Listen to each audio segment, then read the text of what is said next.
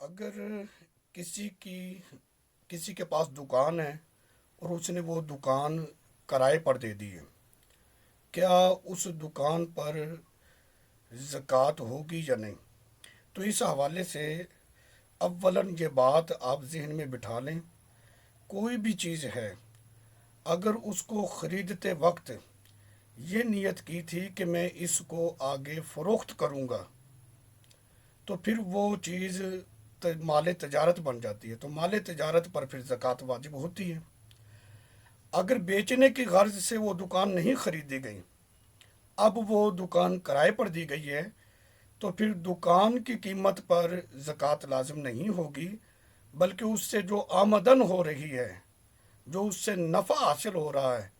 اگر وہ نصاب کی مقدار پہنچ جائے یا دیگر چیزوں کے ساتھ مل کر اس کا نفع نصاب کی مقدار ہو جاتا ہے اور اس پر سال گزر جاتا ہے، تو پھر اس پر زکوٰۃ ہوتی ہے۔ اسی حوالے سے وقار الفتاوی، اس کی جلد نمبر 2 ہے، صفحہ نمبر ہے اس کا 388، اس میں ہے وقار الفتاوی میں انہوں نے ذکر کیا کہ کسی چیز کو خریدنے کے وقت اگر یہ ارادہ ہے کہ اس کو فروخت کرے گا تو وہ مال تجارت ہو جاتا ہے اور اس کی قیمت پر زکوٰۃ ہوتی ہے، اور اگر خریدتے وقت بیچنے کی نیت نہ تھی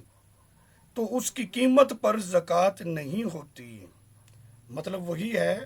اگر خریدتے وقت بیچنے کی نیت نہیں ہے تو پھر اس کی قیمت پر زکوٰۃ نہیں، بلکہ اس کا جو نفع حاصل ہو رہا ہے، جو کرایہ آ رہا ہے، اور وہ اگر نصاب کو پہنچتا ہے، دیگر چیزوں کے ساتھ مل کر نصاب بن جاتا ہے اور سال بھی گزر جاتا ہے، تو اس پر زکوٰۃ واجب ہوتی ہے۔ تو لہٰذا ان چیزوں کا وہ خود خیال کرے کہ جو چیز میں نے خریدی تھی، مکان خریدا ہے،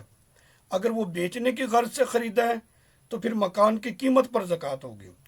اگر وہ بیچنے کی غرض سے نہیں خریدا گیا تو اب مکان کی قیمت پر زکوٰۃ نہیں ہوگی، بلکہ اس سے جو نفع حاصل کیا جا رہا ہے، اگر کرائے پر دیا ہے تو اس آمدن پر زکوٰۃ ہوگی۔